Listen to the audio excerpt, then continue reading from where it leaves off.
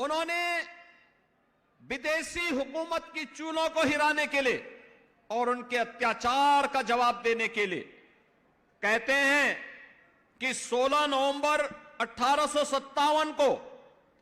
लखनऊ के सिकंदराबाद बाग में पीपल के वृक्ष पर चढ़कर उन्होंने 36 अंग्रेज सैनिकों को ढेर करने का काम किया था और उनका नाम भारत के इतिहास में अमर हुआ है। यानी वीरांगना उदा देवी का यह बलिदान हमें इस बात की प्रेरणा देता है कि अन्याय बड़ा हो, क्रोध उससे भी बड़ा होना चाहिए। और ये प्रतिरोध उन्होंने उस समय देश के क्रांतिकारियों और देश के युवाओं को इस अन्याय के खिलाफ लड़ने के लिए उन्होंने पूरी प्रतिबद्धता के साथ उस समय अपना योगदान दिया। बहनों और भाइयों, उत्तर प्रदेश में डबल इंजन की सरकार है। आदरणीय प्रधानमंत्री नरेंद्र मोदी जी के मार्गदर्शन में विरासत के सम्मान की बात जब होती है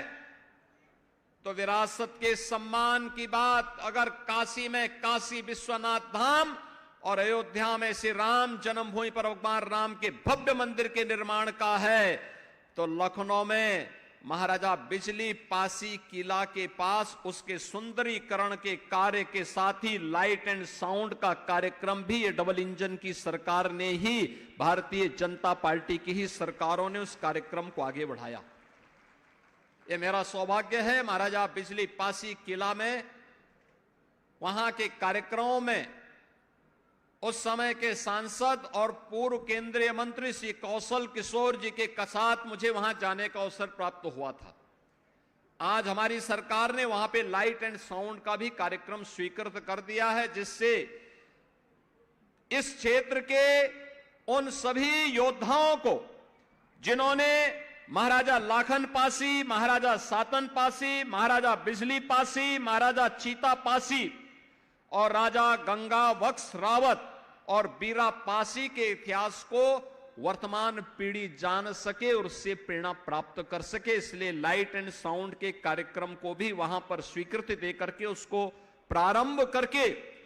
इनके उन पुराने किलों को पुनरुद्धार करने के साथ ही वहां पर उसको और अच्छे ढंग से कैसे हम नौजवानों को और वर्तमान पीढ़ी को एक प्रेरणा का केंद्र बिंदु बना सकते हैं, इसके लिए सरकार ने अपने स्तर पर कार्रवाई प्रारंभ की है और इसके लिए हम लोगों ने इस कार्यक्रम को आगे बढ़ाया है। बहनों और भाइयों, यही नहीं, प्रदेश सरकार ने इस पूरे अभियान को हर क्रांतिकारी के, हर बलिदानी के, भारत माता के उस हर सपूत के योगदान को पाठ्यक्रम का हिस्सा भी बनाया है। आप देखते होंगे, अगर आप बेसिक शिक्षा परिषद की पुस्तकों में देखेंगे तो एक पुस्तक हमने अतिरिक्त उपलब्ध करवाई है बच्चों को, और वह पुस्तक स्थानीय स्तर पर, जनपद स्तर पर, रीजनल स्तर पर और प्रदेश स्तर पर उन पाठ्यक्रमों का हिस्सा अलग अलग कक्षाओं में हम लोगों ने उन महापुरुषों के बारे में वर्तमान पीढ़ी जान सके, इस कार्यक्रम को आगे बढ़ाने का काम किया है।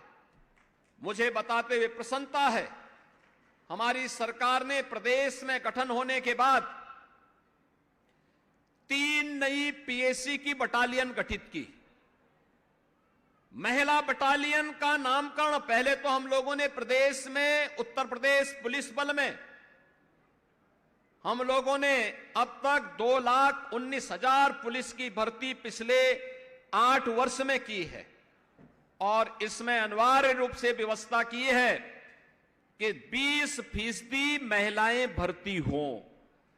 और 3 पीएससी की महिला बटालियन का गठन किया।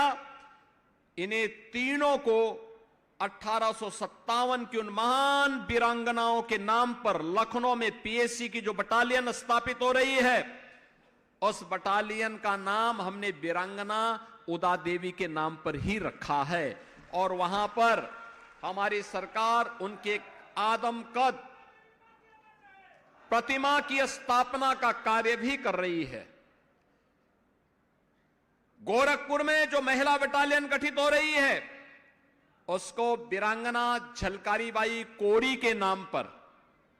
और बदायूं में जो बटालियन गठित हो रही है उस बटालियन का नाम रखा है वीरांगना अवंतीबाई लोधी के नाम पर। ये तीनों वीरांगनाएं